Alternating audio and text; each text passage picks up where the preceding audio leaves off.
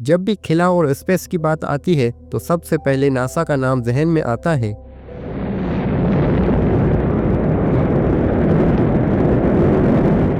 NASA दुनिया की सबसे बड़ी स्पेस एजेंसी के तौर पर जाना जाता है, जिसने ज़मीन से लेकर चांद, मरीख, मुश्तरी और दीगर सियारों तक तहकीक का मुशाहिदा किया है।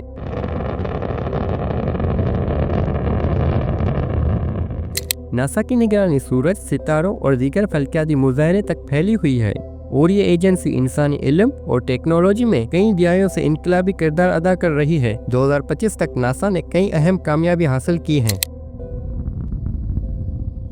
नासा ने चांद की मिशंस को जदीद तरीन साइंसी आलात से लैस किया और मरीख पर भी तहकीकाती रोबोट अरसाल किए।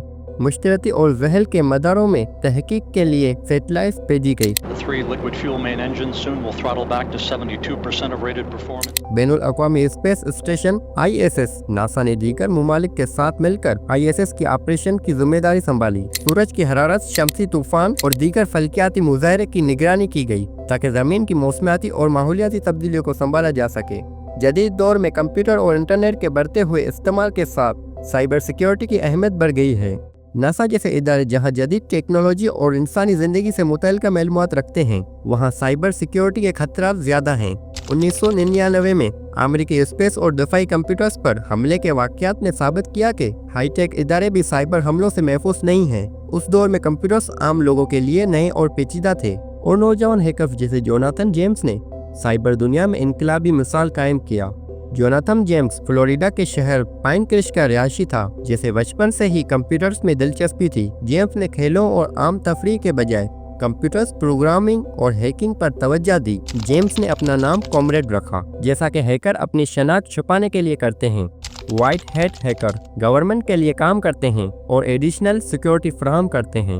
ब्लैक हैट हैकर्स गैर कानूनी हैकिंग करते हैं, अमूमन माली फायदे या इंतकाम के लिए। ग्रे हेड हैकर्स दिन में व्हाइट हैट और रात में ब्लैक हैट के काम करते हैं, दोनों दुनिया के बीच में काम करते हैं। जेम्स किसी भी कैटेगरी में मुकम्मल तौर पर नजर नहीं आता था, बल्कि अपनी महारत और चैलेंज के लिए हैकिंग करता था। जेम्स ने अमेरिकी दफाई एजेंसी के लिए कंप्यूटर सिस्टम को हैक किया। उसने नासा के ऑपरेटिंग सिस्टम तक रसाई हासिल की और बैनुल अक़वामी स्पेस स्टेशन ISS के सॉफ्टवेयर के सोर्स कोड तक पहुंचा। जोनाथन की हैकिंग से नासा के हसास डेटा में खतरा पैदा हो सकता था। अगर ISS के सोर्स कोड में छेड़छाड़ होती तो इंसानी जानों के लिए खतरा पैदा हो सकता था, क्योंकि स्टेशन के माहौल, दर्जा हरारत और नमी कंट्रोल करता है। हर वो डिवाइस जो इंटरनेट से जुड़ी है वो मुमकिन तौर पर हैक के काबिल है।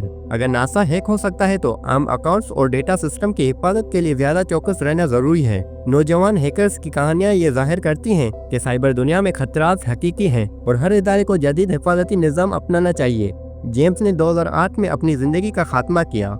उसकी वजह उसकी बात का दबाव और खुद कंट्रोल की नाकामी थी, क्योंकि वह साइबर दुनिया के खतरात और अपनी महारत को काबू में रखना चाहता था। जेम्स की कहानी ये सबक देती है कि टैलेंट और हुनर की सही रहनुमाई न होने पर खतरात पैदा हो सकते हैं। नासा और दीगर स्पेस इदारे 2025 में भी साइबर सिक्योरिटी सबसे बड़ा चैलेंज है। जदीद हैकर्स नए तरीके तलाश कर रहे हैं जिससे आलमी स्पेस मिशन पर असर पड़ सकता है। हुकूमतें और स्पेस इदारे जदीद हिफाजती निज़ाम के बगैर महफूज नहीं रह सकते। दुनिया भर में स्पेस मिशन बढ़ रही हैं, लेकिन उसी दौरान साइबर हमलों का खतरा भी बढ़ रहा है। जोनाथन जेम्स की कहानी हमें यह सिखाती है कि साइबर दुनिया में हुनर की कदर होती है, लेकिन उसे काबू में रखना बहुत जरूरी है। नासा जैसे इदारों की साइबर सिक्योरिटी आलमी सतह पर इंसानी जिंदगी और साइंस के लिए अहम है। 2025 में साइंस, टेक्नोलॉजी और हैकिंग के मैदान में तालीम, तरबियत और कानून सबसे बड़े चैलेंजेस हैं।